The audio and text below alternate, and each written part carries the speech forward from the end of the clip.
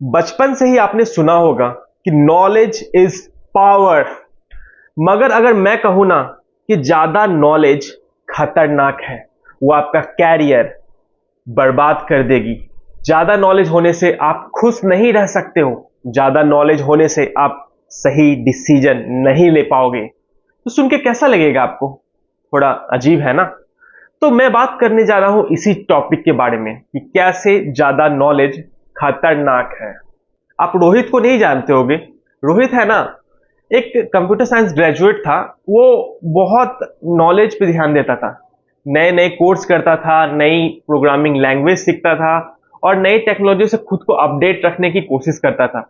वो हमेशा कुछ ना कुछ नॉलेज पे गेन करने पे कोशिश करता था, मगर उस नॉलेज को ना कहीं पे अप्लाई नहीं करता था। और इतना ज्यादा इंफॉर्मेशन, इतना ज्यादा डाटा इकट्ठा कर रहा था ना, वो बहुत सारा इंफॉर्मेशन के पीछे भागते रहता था और हमेशा कोशिश करता था कुछ नया इंफॉर्मेशन निकाल लूं।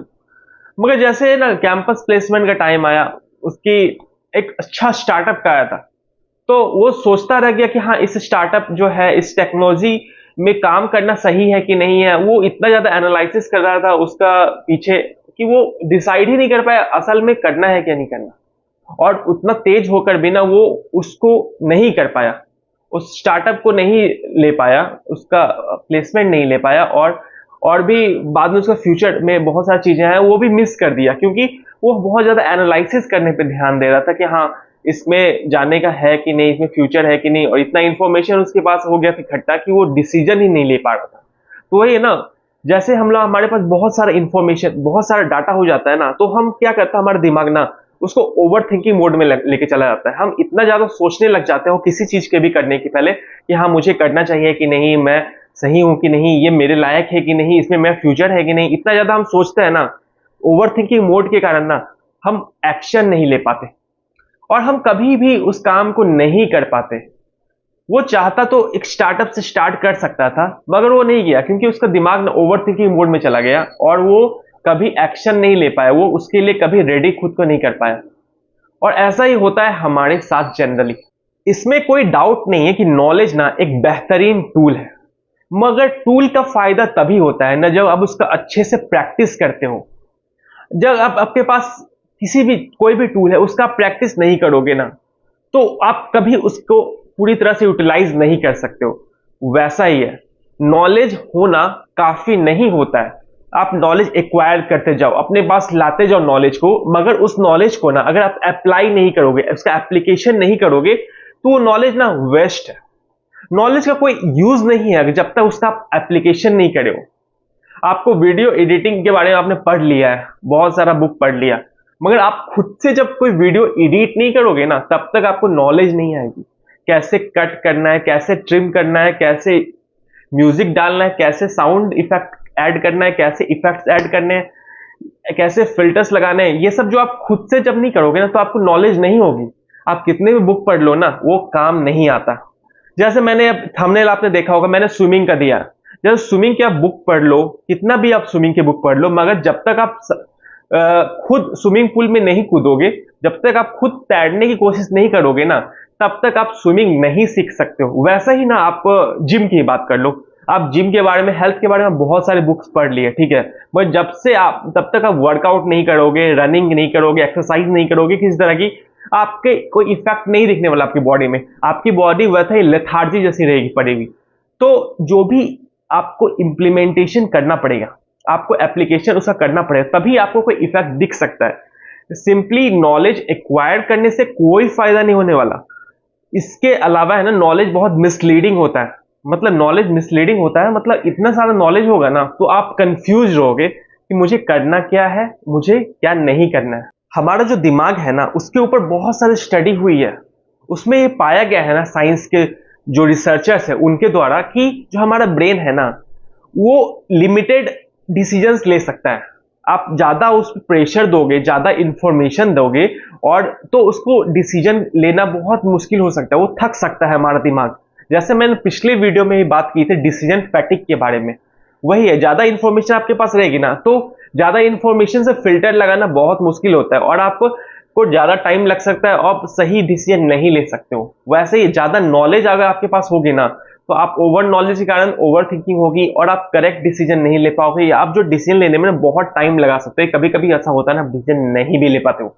तो ये है साइंस का, हमें समझना चाहिए साइंस को, और हमें अपना दिमाग को कंफ्यूज नहीं करना है। हमें ना एक लिमिटेड नॉलेज ही रखनी चाहिए, मतलब हमें हमारा इनपुट ना एक लिमिटेड होना चाहिए, एक जेन्युइन रिसोर्सफुल थॉट्स, ये जेन्युइन जो रिलायबल जो इनपुट्स है ना, रिलायबल सोर्सेस है, उस पे ही हमें नॉलेज के लिए रिलाई करना चाहिए। ठीक है, ऐसा जब हम करेंगे ना, हम रिलायबल सोर्सेस पे रहेंगे तो हम लिमिटेड नॉलेज रखेंगे, जिससे हम सही तरीके से अपने दिमाग को काम पे लगा सकते हैं। अभी सोशल मीडिया का टाइम है, अभी डिजिटल मीडिया का टाइम है, तो हमारे पास नॉलेज का अबंडेंस सोर्स है, और हम क्या करते हैं ना, सब जगह से 5-5 मिनट नॉलेज लेते रहते हैं, जिससे क्या होता है ना, हमारा दिमाग ना सही से प्रोसेस नहीं कर पाता, किसी चीज के बारे में हम डिसीजन नहीं ले पाते। हमें 10 जगह 15 जगह से नहीं किसी चीज को जानना है, हम एक जगह से भी अगर कोई सही चीज जान जाएंगे ना, वो भी बहुत अलग और अच्छा हो सकता है। बहुत लोग बोलते हैं ना कि मुझे अलग अलग जगह से देखने पर नया नया पर्सपेक्टिव मिलता है, मगर एक बात ये है ना कि आप ज्यादा पर्सपेक्टिव के चक्कर में रहोगे तो आप मेन जो है ना चीज, उसको आप मिस कर दोगे। आप 2-3 अलग तरह के पर्सपेक्टिव पे ध्यान दीजिए और उस पे ही फोकस कीजिए, तो उससे ही आप ग्रो करना चालू होगे। मिडिल क्लास इंसान है ना, वो सोचता है कि इंफॉर्मेशन लेना है, इकट्ठा करना है, नॉलेज लेना है, वो सोचता है यही सबसे बड़ा चीज है। वो एजुकेशन पे इतना ज्यादा ध्यान देता है कि हाँ, वो पढ़ते रहता पीएचडी तक कर लेता है और डॉक्टर बन जाता है। बहुत डॉक्टर बन के भी किसने क्या सीखा, उसने उसने थियोरेटिकल नॉलेज की बुक्स पढ़ ली, थियोरेटिकल नॉलेज गेन कर ली, एक्वायर कर ली, मगर उसका एक एप्लीकेशन नहीं कर रहा है ना वो, तो वो कोई बेनिफिट उसको नहीं होने वाला। आप कोई भी नॉलेज इकट्ठा करते हो मगर उसका आप एप्लीकेशन नहीं करते, उसको अप्लाई नहीं करते अपने लाइफ में, तो आप कुछ भी गेन नहीं करने वाले हो। तो आप थोड़ा पढ़ो और उसको अप्लाई करो। तो ग्रोथ माइंडसेट इंसान ने यही उसका फिलॉसफी होता है कि हाँ ना, वो जो भी नॉलेज जो गेन किया ना, उसको अप्लाई करता है। अप्लाई करने के ड्यूरेशन में अगर कोई उसको दिक्कत आती है तो फिर वो नॉलेज गेन करता है, फिर उसको अप्लाई करता है। ये एक कंटिन्यूअस पाथ है, एक स्पाइरल है, जिसमें आप नॉलेज गेन करना और एप्लीकेशन करना एक साथ आता है। ऐसा नहीं कि आप एक बार बस नॉलेज गेन करते रहे, नॉलेज गेन करते रहे, उसका कुछ अप्लाई नहीं करे हो ना, तो नॉलेज जो आपने पहले सीखा है ना, सब आप भूल जाओगे और आपके कोई काम नहीं आएगा। इससे आपकी वेस्ट होगी एनर्जी, इससे वेस्ट होगी आपके टाइम, इससे वेस्ट होंगे आपके पैसे जो आपने नॉलेज सीखने में लगाए, जब तक आप नॉलेज का एप्लीकेशन नहीं कर रहे हो। नॉलेज है ना, वो बहुत हेल्पफुल है, मगर उसका एप्लीकेशन करना उसके लिए जरूरी है। तो मैं बताना चाहता हूं आपको कुछ प्रैक्टिकल टिप्स, जिससे जो आप एक्वायर्ड नॉलेज है, आपकी हैविंग नॉलेज है, उसको आप ना कैसे एक एप्लीकेशन में कन्वर्ट कर सकते हो, एक अप्लाइड नॉलेज बना सकते हो। तो सबसे पहला चीज है ना, आप एक्शन और जो आपका नॉलेज रेशियो है उसको आप डिफाइन करो। मतलब आप जितना देर नॉलेज को गेन कर रहे हो ना, अगर आप एक दिन नॉलेज गेन कर रहे हो तो उसका 4 दिन एप्लीकेशन में दो। मतलब इस तरह से आपका 4:1, या मतलब हमेशा एक्शन बाय एप्लीकेशन रेशियो ना 1 से ज्यादा होना चाहिए, तभी आप आगे जिंदगी में बेहतर कर सकते हो। तो आप जो भी नॉलेज गेन करो उसका एक्शन लेने पे ध्यान दो। सेकेंड चीज है जो जस्ट इन टाइम लर्निंग। आप ना ऐसा मत करो कि हाँ आपको लर्निंग पहले एक्वायर कर लेनी है, आपको पहले एक्शन लेना है, लर्निंग लेनी है, फिर एक्शन लेना है, फिर एक्शन की ड्यूरेशन में जो आपको मुश्किल आ रही है उसके लिए आपको जस्ट इन टाइम लर्निंग, मतलब तुरंत आपको लर्निंग लेनी है उसके रिगार्डिंग, उसके एप्लीकेशन से रिलेटेड, उसके बाद उसको अप्लाई करना है, फिर उसके बाद लर्निंग लेनी है, फिर अप्लाई करना है। इस तरह से आपको आगे बढ़ना है। तीसरी जो चीज है ना, वो आपको करनी है रिव्यू एंड रिफ्लेक्ट। मतलब जो भी आपने लर्निंग सीखी उसका एप्लीकेशन किया, तो आप और जो भी आपने सीखा तो आप सोचिए कि और मैं अपने जो मैंने सीखा है उसको मैं कैसे बेहतर तरीके से अप्लाई कर सकता हूँ, कैसे बेहतर तरीके से एक्शन ले सकता हूँ, और इसके लिए क्या कर सकता हूँ। रिव्यू करो कि जो आप कर रहे हो काम वो उस लर्निंग के हिसाब से सुटेबल है या और कुछ आप बेहतर कर सकते हो, और अपने जर्नी को रिफ्लेक्ट करो और उसको टाइम टू टाइम ट्रैक करना चालू करो।